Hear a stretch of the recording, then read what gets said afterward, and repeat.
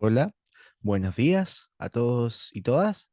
Em, yo soy Alfonso Prieto Pozo y en representación del equipo de investigación en infectología del Hospital Regional de Antofagasta, hoy voy a presentarles el trabajo que lleva por título Primer estudio epidemiológico de los casos notificados de sífilis en personas viviendo con VIH en el periodo 2019-2022 en contexto de pandemia por SARS-CoV-2. Los autores de este trabajo somos Karina Ulloa, Carolina Valenzuela, Francisco Salvador y quien les habla Alfonso Prieto. En representación del Hospital Clínico Regional de Antofagasta, la Universidad de Antofagasta y el Hospital Mercedes de Chimbarongo. Bueno, a modo de hoja de ruta, lo que vamos a ver va a ser principalmente una introducción muy breve respecto al tema y la importancia de realizar este estudio, cuáles fueron nuestro objetivo, o sea, nuestros objetivos o nuestro objetivo principal, cómo se realizó metodológicamente este estudio, los resultados que obtuvimos, las conclusiones más explícitas y algunas discusiones respecto al estudio. Entonces, a modo de introducción, bueno, sin duda la pandemia por SARS-CoV-2 ha impactado multidimensionalmente, no solo en el ámbito de la salud, sino también que en el ámbito económico, en el ámbito de la educación y en las distintas áreas sociodemográficas y biopsicosociales. Por supuesto, también la infectología no ha sido la excepción. Nuestra especialidad ha sido afectada de distintas formas, tanto en la atención de pacientes como en la creación de protocolos, en la sobrecarga de los equipos de infectología y también, en este caso, en las atenciones ambulatorias. Es importante destacar que el Policlínico de Infectología del Hospital Regional de Antofagasta no detuvo sus atenciones durante toda la pandemia, no las ha detenido tampoco. Entonces, pero ahí hay un factor y es que si bien infectología mantuvo atenciones, hay un factor con los pacientes que vamos a ver, que es el que nos hace sospechar ciertas hipótesis que vamos a plantear en esta presentación. Entonces, ¿qué sucedió? Hubo limitación de las atenciones y también menos consultas de los pacientes, lo que llevó a diagnósticos más tardíos y que lamentablemente han sido una causa importante de aumento en la morbimortalidad de personas viviendo con VIH que son diagnosticadas con sífilis. Sobre todo las personas viviendo con VIH como población especial que requiere una monitorización y un cuidado más acucioso. Por tanto, este trabajo va a dejar en evidencia un poco el impacto en nuestra ciudad y en nuestra región de la epidemiología de los nuevos casos de sífilis en personas viviendo con VIH.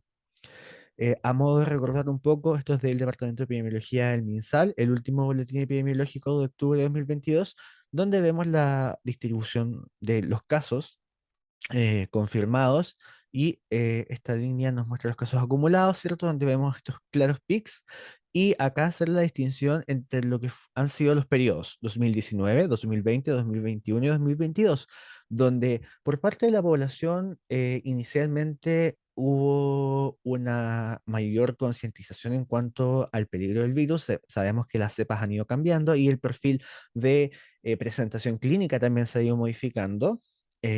Hoy día, afortunadamente, tenemos menor ocupación de camas UCI y menos pacientes críticos dentro de este carril que se mueve la infección por SARS-CoV-2. Entonces, inicialmente, estas personas que vieron los picos de la pandemia tenían cierta aprehensión a las consultas en unidades de emergencia, en servicios hospitalarios de policlínico, incluso en atención ambulatoria en consultas privadas. No querían o rechazaban un poco el exponerse eh, al personal sanitario y a los sistemas de salud por miedo al contagio. En ese sentido, creo que es importante mencionar que Antofagasta, la comuna de Antofagasta, de donde somos nosotros y es nuestro hospital, es la cuarta ciudad, perdón, la cuarta comuna con mayor incidencia acumulada de casos de COVID-19. Por lo tanto, esta información que ha sido generada por la Unidad de Gestión Hospitalaria de nuestro hospital, en base a los datos del Ministerio de Salud, nos muestra un poco lo mismo que hemos visto en la curva informada por el Ministerio de Salud. Y acá quiero destacar estos periodos: 2021, el pic de 2022 y ahora un segundo pic 2022, septiembre hacia octubre. Fue en este periodo donde comienza la pandemia, ¿cierto? Que sabemos que comenzó en 2019 en China, luego fue avanzando, 2020, ya en marzo 2000 de 2020 el primer caso en Chile, y la gente comienza a tener cierto miedo a asistir a recintos asistenciales. Y ahí es que se retrasan las atenciones, tanto por que hay un flujo disminuido de pacientes que consultan, por las horas y las restricciones sanitarias de flujo de personas, que en ese momento no sabíamos absolutamente casi nada de SARS-CoV-2, salvo por las experiencias previas de SARS y MERS. Y esto llevó, como les cuento, a la disminución de las consultas en pacientes que probablemente habían sido contagiados previamente por Treponema pallidum species pallidum y cursado con síntomas o oligosintomáticos, pero que no consultaron.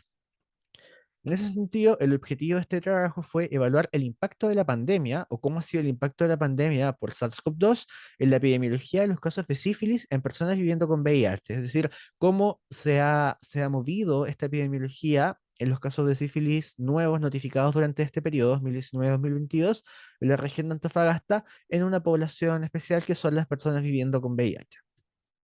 La metodología de este trabajo fue la siguiente. Bueno, se realizó un estudio observacional descriptivo con una muestra de 365 pacientes durante este periodo 2019-2022, analizando la base de datos de aquellas personas viviendo con VIH que durante este periodo fueron notificadas por diagnóstico de sífilis. Y para cada año se realizó un perfil epidemiológico considerando diversas variables. Dado que la distribución de los títulos era variada y diversa, con títulos un poco heterogéneos, decidimos calcular la mediana. Es importante decir un dato que no está indicado acá en la presentación, que la mediana de los casos para los 4 años de pandemia fue de 1 es en 32. Esa fue la mediana, más que el promedio, porque la desviación estándar la verdad es que era bastante alta por la distribución de frecuencia de los casos. Por lo tanto, resultó bastante útil clasificar a los pacientes en tres grupos.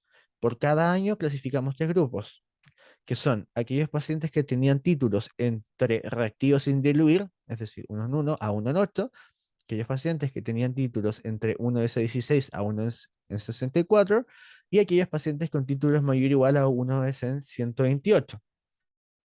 ¿Y qué obtuvimos como resultado de este estudio? Acá podemos ver la distribución porcentual, la distribución de frecuencias porcentual de los títulos de RPR en personas viviendo con VIH y sífilis. En el eje X podemos ver el título de RPR es 1 en X, siendo X el eje X, por lo tanto es 1 en 1, 1 en 2, 1 en 4, 1 en 8 y así sucesivamente para todos los gráficos. Si nos damos cuenta, durante el periodo 2019 predominó el porcentaje o la mayor frecuencia se distribuyó en el título 1 es en 32. De igual modo, hacia el año 2020, 1 es en 32 fue la mayor frecuencia, pero ya vemos un aumento de la dispersión de estos datos producto de que se empieza a desplazar un poco hacia los títulos más elevados que antes no teníamos. Por ejemplo, en 2019 no hubo casos de personas viviendo con VIH notificadas con títulos 1 S en 512. Sin embargo, ya en 2020 teníamos títulos 1 en 512 a menos un 3% de los pacientes. Ya en 2021 podemos ver que hay un 5% de los casos que consultan de títulos 1 en 512 y ya aparece un caso, perdón, un 1% de pacientes con un título de 1 en 1024. Y para 2022, a la fecha de que se realizó este corte, que fue hasta septiembre de 2022, teníamos un 2% de títulos 1 en 1024. Por tanto, hay una diferencia y nos damos cuenta que a medida han avanzado los años, los pacientes han sido diagnosticados con títulos más elevados. Es por ello que nuevamente pongo esta tabla para recordar cuáles han sido los pics importantes que ha tenido la pandemia en Chile y particularmente en la región de Antofagasta, que sigue el patrón de Chile, la verdad, a nivel nacional el patrón es bastante similar, pero ya cuando están estos pics iniciales, la gente tiene miedo a consultar y consulta tardíamente.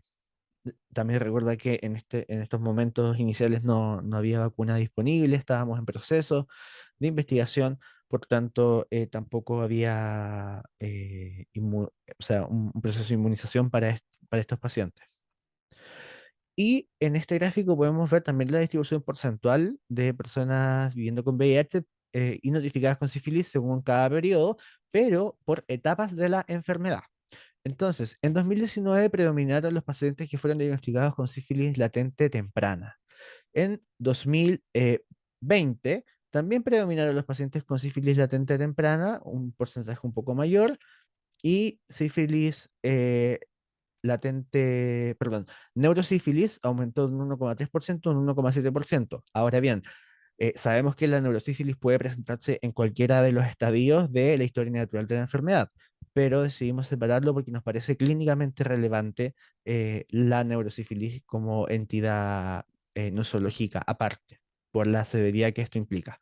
Hacia el año 2021, donde ya veníamos de estos 2 años iniciales de pandemia, donde el temor de los pacientes y lo que nos comentaban los pacientes al momento de consultar era que no habían querido consultar por el temor al contagio con coronavirus, sabiendo ellos su enfermedad y conociendo su estatus inmunológico, existía cierta aprehensión a la consulta.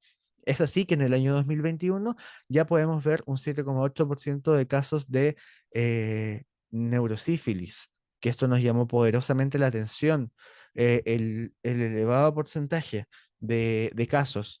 Ya hacia el 2022 recordemos, se incorpora en este periodo, transcurso, se incorpora el esquema de vacunación y también hay una disminución de la percepción de riesgo de lo que significa la infección por SARS-CoV-2. Hubo momentos muy difíciles en la pandemia que todos vivimos, ¿cierto? En nuestros hospitales, particularmente en nuestras unidades de cuidados intensivos y en las unidades de emergencia, y el porcentaje de neurosífilis diagnosticada inicialmente disminuyó un 3,5%. Sin embargo, no es menor tener un 3,5% de neurosífilis y esto sigue siendo mayor que aquellos porcentajes que se presentaron durante los años 2019 y 2020.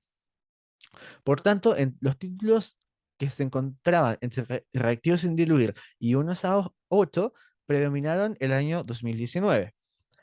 Durante el año 2000, perdón, durante el periodo 2019-2022, los títulos 1 es a 8 predominaron en el año 2019.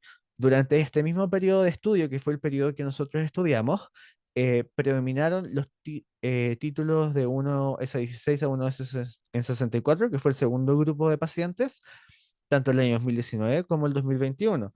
El 2021 teníamos un 14% de casos de 1 S1 a 1 S8, ya el 2021 los casos de 1 S16 a 1 S a 64 aumentan para el año 2021 y los títulos mayor o igual a 1 128 durante el periodo de estudio fueron mayores durante el año 2021.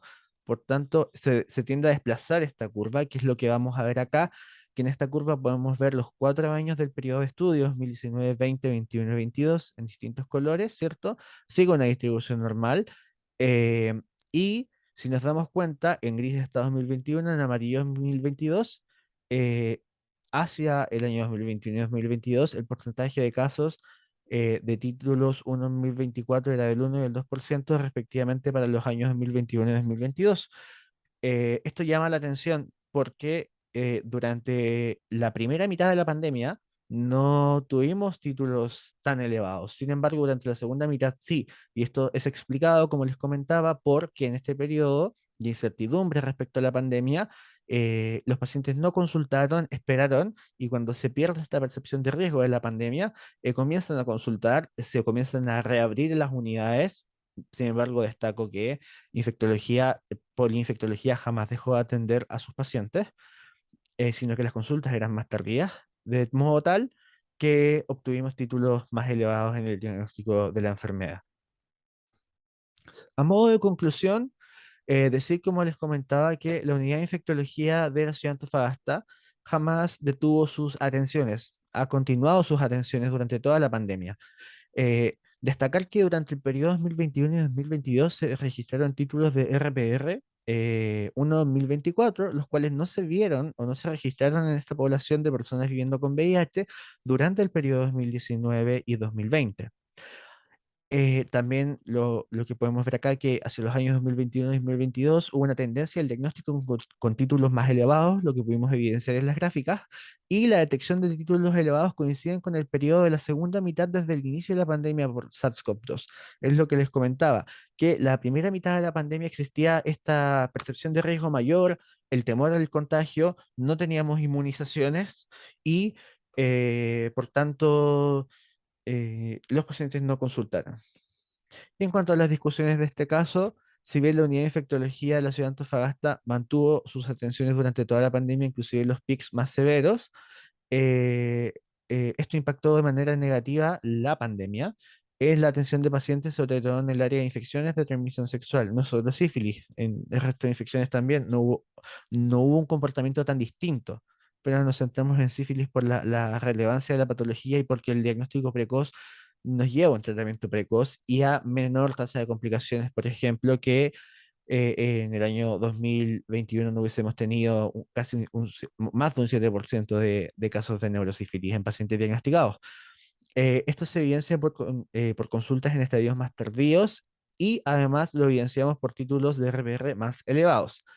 Y como gran conclusión de esto es que el temor a la asistencia sanitaria o la exposición a recintos hospitalarios impactó de manera directa la detección de sífilis en etapas más tardías, así como también una mayor incidencia en neurosífilis, que es lo que nos preocupó bastante.